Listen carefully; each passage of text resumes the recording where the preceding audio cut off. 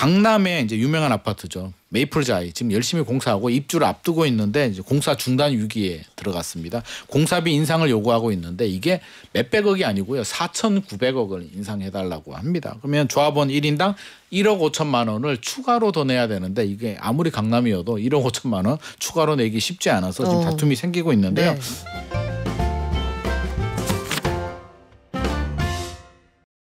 한 주간의 부동산 시장 현안 정리합니다.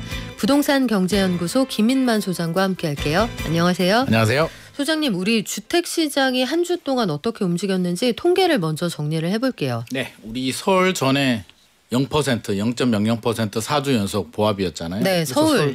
서울입니다. 네. 서울. 그래서 설 지나고 이제 터닝 포인트니까 이게 내려가느냐 올라가느냐가 굉장히 중요한 포인트였는데요. 결과적으로 올라갔습니다. 0.02%, 0.02% 포인트가 이제 올라가서 뉴스 헤드라인 보면 상승 전환했다. 이제 서울이 상승 전환했다고 나오는데 속을 좀 들여다보게 되면 이게 마냥 또 웃을 수만 없는 게 전체적으로 이게 올라간 게 아니라 반평균이 학생들이 골고루 공부를 잘해서 올라간 게 아니고요. 상위 공부 잘하는 학생들 몇 명이 이제 평균을 끌어올렸습니다. 서초구가 0.06%까지 올라갔고요. 송파구가 이제 가장 문제인데 0.13% 지금 막 달리고 있습니다. 그래서 이들 지역들 핵심 지역들이 전체적인 평균을 끌어올렸고요. 수도권 지역도 마이너스 0.03에서 마이너스 0.02%로 0.01%포인트 하락폭이 축소가 됐는데 이 역시도 서울의 핵심 지역들의 평균이 아마 같이 올라간 것 같습니다. 지방은 마이너스 0.04%니까 사실 저는 얼마 전 기자하고 이제 통화하면서 그런 얘기를 했거든요. 강남 3구, 용산구는 통계에서 좀 빼야 되는 거 아니냐. 별도로 내야 된다. 통계에서 빼버리게 되면 아마 서울도 하락일 겁니다. 하락인데 이 몇 명이 전교 1등, 2등, 3등이 지금 평균을 끌어올리고 있기 때문에 통계의 착시 현상 아닌가 싶고 그럼에도 불구하고 이들 지역들은 지금 분위기가 굉장히 뜨거운 상황입니다. 이쪽에서는 뭐 여전히 신고가가 나온다고 하는데 말씀하신 것처럼 이걸 전체 평균으로 보면은 이게 이해가 되는 분도 안 되는 분도 있을 거란 말이에요. 네. 서울 안에서도 보니까 지역별로 초양극화가 나타나고 있다는 게 확인이 됩니다. 서울에서 국민평형이라고 하는 전용 84 이게 어느 지역에서는 1억 원이 떨어질 때 소위 말하는 상급지 20%에 해당하는 그 아파트는 가격이 4억 원이 올랐어요. 네. 올랐습니다. 이게 서울 아파트 국평이라고 하잖아요. 전용 84를 이제 전체 평균을 내서 20%씩 딱딱 잘라봅니다. 그래서 상위 20% 공부 잘하는 20%가 5분위가 되고요. 하위 20%가 1분위가 되는데 2021년에서 2025년까지 이제 평균 가격이 올라간 걸 보니까 5분위 그러니까 상위 20%는 집값이 20억 7,600만 원에서 24억 4,300만 원 거의 한 4억 정도 올라갔고요. 하위 20%는 오히려 내려갔습니다. 7억 5천만 원 정도에서 6억 4,900만 원으로 오히려 한 1억 정도 떨어졌기 때문에 잘하는 친구들은 4억이 올랐고 못하는 친구들은 지금 1억이 떨어진 상태입니다. 서울 내에서도 양극화가 좀 심하고요. 전국적으로 확대한다면 전체 평균의 하위 20%보다 네. 서울 상위 20%가 23.6배나 높게 나왔습니다. 그래서 거의 24배 차이가 난다는 24배니까 어마어마하죠. 하위 20%의 평균 가격은 1억 1,600만 원 정도 되고요. 서울 상위 20%는 27억 3,600만 원 정도 되니까 차이가 많이 벌어졌습니다. 이게 과거에도 이렇게 벌어졌으면 괜찮은데 이게 점점 더 벌어지고 있다는 게 이 정도 심각한 차이는 문제인 것 처음 같습니다. 보는 것 같은데요. 네, 가장 높은 수치라고 합니다. 통계 작성 이후로.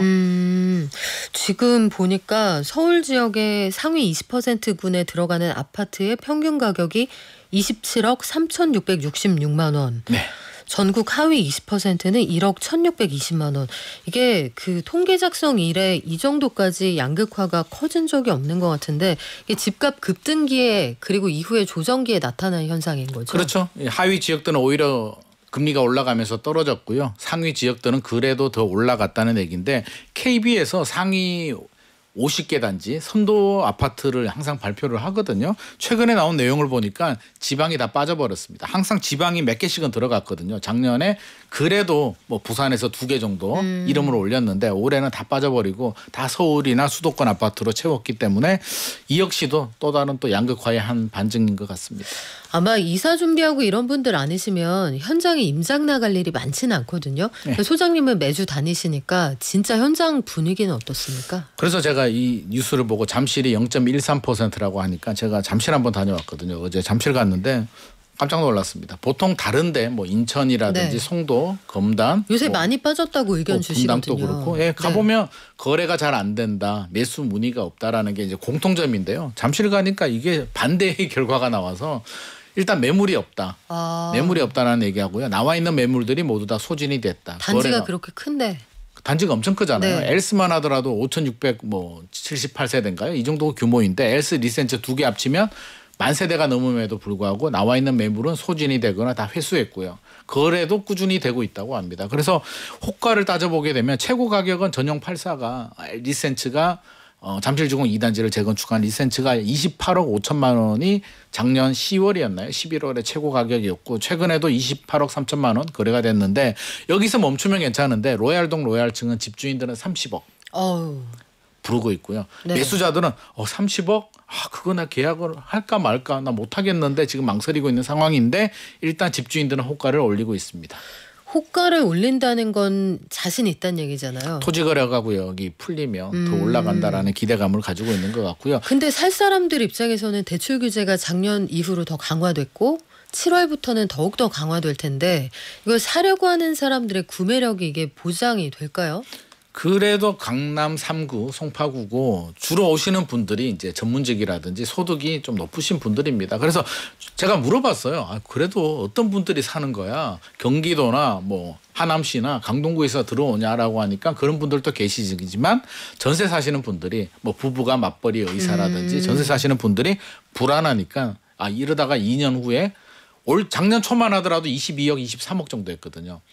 그때도 저도 아마 그렇게 얘기를 했을 겁니다. 설마 30억이 단기간에 가겠냐라고 하는데 지금 30억이라는 이야기가 나오고 있으니 불안한 마음에 그거라도 잡아야 되지 않나 지금 고민을 하면서 이 불안 심리가 더 자극이 되고 있는데 주변에 지금 막 번지고 있다고 해요. 헬리오시티나 파크리오로 번지는데 저는 토지거래가 구역을 차라리 빨리 해지를 해주든지 안 해주든지 답을 내준다면 사실 이렇게까지 올라갈 문제는 아니라고 생각하거든요. 이 기대감이기 때문에 기대감을 빨리 차단하는 게 중요할 것 같습니다. 부동산 시장도 불확실성이 가장 사람들을 움직이게 하는 요소가 되는 불안하니까요. 것 같아요. 네네. 그래요. 자, 그리고 소득 격차가 커질수록 양극화가 더 심해진다. 이건 뭐 우리 예상할 수 있는 건데 다른 이유도 있을까요? 최근에 이제 결국에는 우리가 말하는 게 양극화잖아요. 어느 지역들은 지금 거래가 안 되고 있고 가격이 떨어지는데 어느 지역들은 가격이 올라가고 매물이 없고 호가가 올라간다는 게 뭐 단순히 소득 격차가 벌어진다는 이유만으로 해석하기는 어려울 것 같고요. 물론 뭐 다 연결은 됩니다. 대출 규제가 강화되니까 소득 수준이 높은 분들은 대출 내가 뭐 받을 수 있어. 대출 안 받아도 내가 감당할 수 있어 하시는 분들은 자신 있게 구입을 하는 반면에 소득이 낮은 지역들은 대출을 받지 않으면 할 수가 없는 지역이기 때문에 더 직격탄을 받고 있는 것 같고요. 저는 정책의 부작용도 좀 말씀드리고 싶은데 다주택자들을 이제 투기 집값 상승의 이제 주범이라고 해서 규제를 했는데 지금도 그게 이어지고 있거든요. 취득세도 그렇고 종부세도 있는데 그러다 보니까 이게 나타난 현상이 똘똘한 지역 똘똘한 한 채 현상이 더 강화됐습니다. 네. 특히 지방에 계시는 분들도 지방 집값 안 올라가는데 지방에 있는 집이나 건물을 팔고 서울에 똘똘한 아파트라도 하나 사자라는 심리가 더 강해지고 있기 때문에 이런 전반적인 현상들이 더 서울 집중화 현상을 강화하는 것이 아닌가 싶고요. 최근에 오세훈 서울시장이 AI 얘기를 하면서 네. 양재동에 또 AI 혁신지구 테크시티를 만들겠다고 하는데 AI 중요하죠. 미래 먹거리 사업인데 괜히 또 양재동 집값 올리는 거 아닌가. 저는 부동산 입장에서 괜히 또 걱정이 됩니다. 그렇군요. 아니 근데 이게 저는 우스갯소리인 줄 알았어요. 지자체나 아니면 나라에서 미혼인 남녀의 소개팅을 있죠. 네. 기관이 주선하는 경우가 있고든요. 네, 있습니다. 정부 네. 청사 안에서도 있어요. 네, 있는데 맞습니다.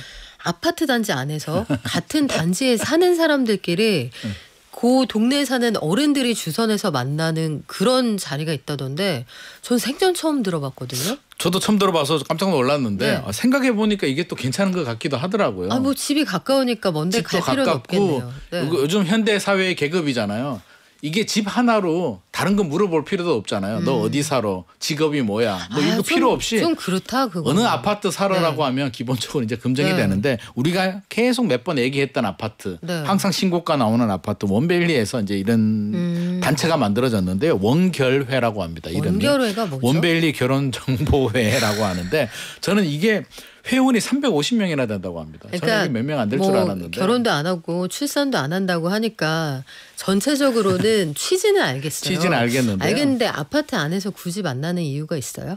결국에는 뭐 비슷한 소득 수준끼리 비슷한 자산을 가진 사람들끼리 검증하고 만나겠다. 서로 부의 대물림을 하겠다는 건데요. 주변에 이제 레미안 퍼스티지나 뭐 이런 아파트들 있잖아요. 아크로 리버파크 같이 참여를 하고 있다고 합니다. 그래서 규모가 더 커지고 있다고 하는데 이게 또 회비도 받더라고요. 가입비 10만 원, 연회비 30만 원인데 벌써 두 커플이 나왔다고 합니다. 그래서 실제로 결혼을 했다고요? 결혼 약속하고 이제 추진을 하고 있다고 하니까 저는 그런 생각이 들더라고요. 결혼 정보 회사들 좀 긴장해야 되지 않나 싶습니다. 아 근데 모르겠습니다. 여러분 생각은 어떠세요? 너그 아버지 뭐 하시노를 너 어디 살아로 바꿨다 뿐이잖아요. 그렇죠, 그렇죠. 좀 그런 것 같기도 하고 그 안에서의 새로운 질서인 것 같기도 하고. 여하간 다양한 의견 들어보겠습니다.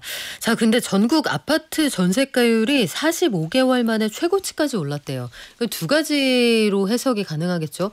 집값이 좀 안 오르거나 조정됐나 봐. 전세랑 붙은 거 보니까 이런 생각도 할 수 있고 전세가율이 이렇게 올라온다는 건 전세를 살면서 관망하는 사람이 많다는 건데 매매가하고 차이가 줄어들면은 좀 이따 집값 오르는 거 아니야? 이런 생각도 할 수가 있겠어요. 그럴 수도 있죠. 전세 가율이 올라가고 있다는 얘기는 결국에는 이제 두 가지가 다 맞습니다. 매매 가격이 주춤하고 전세 가격이 올라가게 되면 이제 줄어들게 되고요. 이게 전세 가율이 높아진다. 매매 가격과 전세 가격의 차이가 줄어들게 되면 결국에는 또 집값 상승의 원인이 되기도 하는데 전국으로 보게 되면 이제 68% 1억이라면 매매 가격이 1억이면 전세 가격이 6,800만 원인데 2023년 4월에 50.8%에서 이렇게 빠르게 올라갔고요. 서울은 54.1%입니다. 그러면 이제 그런 생각이 들죠. 서울이 전세 가격이 저렴하냐라고 할 수도 있는데 지방은 투자 가치가 상대적으로 낮기 때문에 전세를 더 선호합니다. 그래서 전세 가율이 높은 거고요. 서울은 또 집값이 비싸기 때문에 서울 전세 가격도 비싼데 집값도 더 비싸니까 54.1%가 나옵니다. 이것도 이제 늘어나는 추세인데 세종시는 45% 전국에서 가장 낮습니다. 투자 수요들이 많기 때문에 전세 매물들이 많기 때문인데요. 어떻게 됐든지 저는 걱정되는 게 이제 여기서 멈추면 괜찮은데 내년부터 이제 입주 물량이 많이 줄어들기 때문에 수도권 지역들은 서울이 지금 54%라고 제가 말씀드렸는데 작년이 53%였거든요. 좀 늘어났고 내년 되면 아마 60% 가까이 갈 가능성이 높습니다. 그래서 좀 긴장을 해야 될 것 같고요. 전세를 구하시는 분들이라면 미리미리 준비를 해야 되는데 또 문제는 비아파트, 빌라, 연립주택은 또 전세 가율이 떨어지고 있습니다. 전세 사기 우려 때문에 월세로 전환하게 되면서 연립주택 전국은 69.8%, 서울은 70.1%인데 아파트보다는 높으나 원래는 이게 한 80, 90% 정도 됐거든요. 그래요. 계속 내려가는 상황, 전세 소멸이 되고 있는 상황입니다. 시장이 분화하고 있다. 양극화되면서 완전히 달라지고 있다. 이런 생각이 듭니다. 이게 아파트 시장과 비아파트 시장으로 완전히 나눠지면서 근데 또 한 가지가 한동안은 재건축이 예정돼 있는 집에 들어가서 이른바 몸테크를 한다. 이런 게 유행일 때가 있었잖아요. 그렇습니다. 근데 이게 건축비가 계속 올라가면서 강남에서도 공사가 중단이 되거나 아니면은 시공사 입찰이 유찰되는 그런 단지가 있다고 하는데 우리 방수경 님이 공사비하고 추가 분담금이 계속 올라간다고 해서 저희는 재건축 아파트 대상인 집을 팔기로 했습니다. 이런 의견도 주시고요. 그런 분들 늘어나고 있습니다. 이 현장 어떻습니까?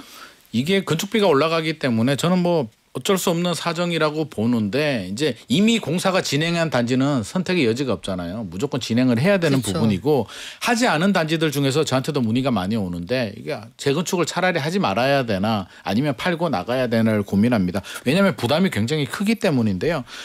강남에 이제 유명한 아파트죠. 메이플자이 지금 열심히 공사하고 입주를 앞두고 있는데 이제 공사 중단 위기에 들어갔습니다. 공사비 인상을 요구하고 있는데 이게 몇백억이 아니고요. 4,900억을 인상해달라고 합니다. 그러면 조합원 1인당 1억 5천만 원을 추가로 더 내야 되는데 이게 아무리 강남이어도 1억 5천만 원 추가로 내기 쉽지 않아서 지금 다툼이 생기고 있는데요.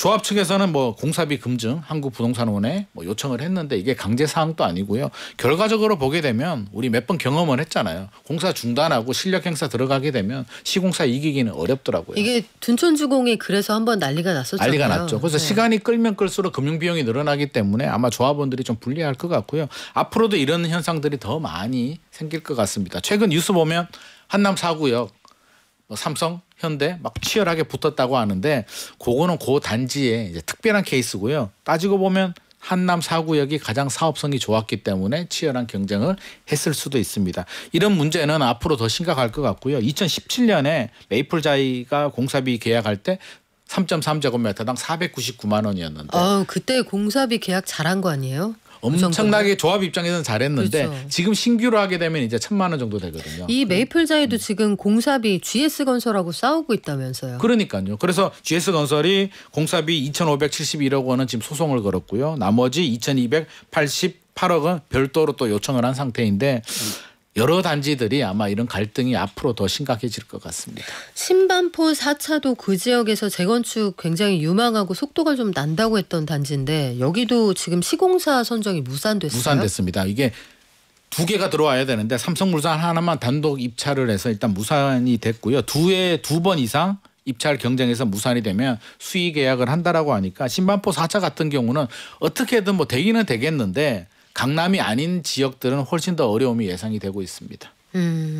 그리고 우리가 작년에 아마 무순위, 이른바 우리가 줍줍이라고 했던 무순위 청약이 이 동네는 거의 300만 대 1이래요. 이런 정말 약간 책에 나오는 것 같은 숫자를 말씀드린 적이 몇 번 있었는데 앞으로는 이거 다시는 못 볼 숫자라면서요? 이제 맞겠다. 정부에서 이제 칼을 빼들었는데요. 최근에도 이제 세종시에서 무순위가 나왔습니다. 그래서 오늘이 발표일이에요. 그래서 한 30만 대 1 정도 나왔는데 혹시라도 오늘 문자 올까 싶어서 제가 문자를 여러 번 확인했는데 대출 받아라는 문자만 오더라고요. 그래서 떨어진 것 같습니다. 당연히 떨어지는데 이게 사회 문제가 되잖아요. 투자 심리를 자극하게 되고 여러 가지 문제들이 생기기 때문에 국토부에서 올해 안으로 어떻게 바꾸냐면 전국에 있는 집 있는 사람들도 무순위를 할 수 있었는데 이제 무주택자들만 되고요. 지역에 대해서 이제 논란이 많았는데 지자체로 넘겼습니다. 그래서 지자체장이 우리 지역에서 소화될 것 같으면 우리 동네에 사는 무주택자들이 하는 거고요. 안 될 것 같다면 뭐 전국으로 확대할 수 있게 지자체장이 거주 요건은 결정을 하고 주택은 무주택자로 이렇게 한정을 해서 올해 안으로 아마 적용이 될 것 같습니다. 위장전입 가려내라 이거 굉장히 많은 사람들이 요구했던 사안인데 그건 어때요? 위장전입도 이번 대책에 포함이 됐는데요. 정부에서 이제 의료보험 사용하게 되면 부모님 그 병원 다닌 내역을 이제 제출을 해야 됩니다. 이게 사례를 하나 말씀드리면 재밌는 사례가 있는데요. 왜 됐냐면 부인하고 딸하고 가족은 파주에 살고 있고요. 부모님은 서울에 사는데 한 달 간격으로 시부모님, 장모님을 모두 다 전입 신고를 해서 이게 당첨이 됐다고 합니다. 결국에는 적발이 됐는데 이렇게 적발이 되게 되면 주택법 위반하게 되면 3년 이하 징역이나 3천만 원 이하 벌금까지도 나오고 계약 취소는 당연하고요. 10년 동안 또 청약 금지도 되기 때문에 양심 또 지켜야 될 것 같고 앞으로는 또 서류 제출도 해야 되니까 좀 쉽지 않을 것 같습니다. 그래요. 그리고 종묘하고 덕수궁 주변은 이 궁이 있어서 개발이 안 되는 지역이었잖아요. 그렇죠. 이 고도 제한 주변에 되겠죠. 고도 제한을 좀 풀어서 고층 빌딩도 들어올 수 있게 하겠다 이런 계획이라고요? 그런 계획은 이제 서울시에서 발표를 했는데요. 이제 논란이 좀 있긴 합니다. 이걸 안각 규제라고 하는데 안각 규제가 뭐냐면 이제 저층에서 이렇게 바라보게 되면 평지에서 이렇게 딱 보이는 각도를 말하는데 27도로 지금 설정을 하고 있거든요. 건물 높게 못 짓게 하는 규제인데 서울시에서 좀 풀어주겠다라고 하니까 의견이 분분합니다. 그래도 사유재산이고 개발을 해야지 서울이 땅도 없는데라는 목소리가 있고 반대로 굳이 문화재 옆에 그렇게 지어야 되겠냐. 그렇게 해서 서울의 주택 부족 문제나 오피스 부족 문제가 해결되지 않는다라는 의견이 있는데 저는 후자 쪽 좀 보호 좀 해서 문화재는 좀 보호하는 게 맞지 않나 싶습니다. 그래요. 그리고 끝으로 이 소식 짧게 전할게요. 3기 신도시 고양 창릉 공공분양 본청약이 다음 주에 시작이 된다고 하는데 이게 분양가가 당초보다 좀 많이 올랐잖아요. 그래도 하는 게 좋을까요? 하는 게 좋습니다. 하십시오. 이게 고양 창릉에서 이제 3개가 나오는데요. 사전 청약 당첨되신 분들은 다음 주입니다. 17일, 18일 월화고요. 일반 분양을 하시는 분들은 수, 목 19일, 20일인데 분양가가 좀 오르긴 했는데요. 그래도 주변 시세와 제가 비교를 해봤거든요. 입주 연도하고 네. 시세하고 비교해 보면 단순 비교해도 주변의 신축 아파트보다 한 15% 정도 저렴하고요. 입주 연도와 인프라 생각하면 25에서 30% 정도 가격 경쟁력이 있기 때문에 자격이 되시는 분들이라면 적극적으로 청약을 하시는 것이 좋을 것 같습니다. 그래요. 앞으로 어떻게 될지 시장 상황이 뭐 한치 앞을 예상하기 어렵게 또 흘러갑니다. 서울 상승 반전했다고 하는데 이러다가 또 어떤 변수가 생길 그럼요. 수도 있는 거고요. 지금까지 부동산 경제연구소 김인만 소장과 함께했습니다. 고맙습니다. 감사합니다.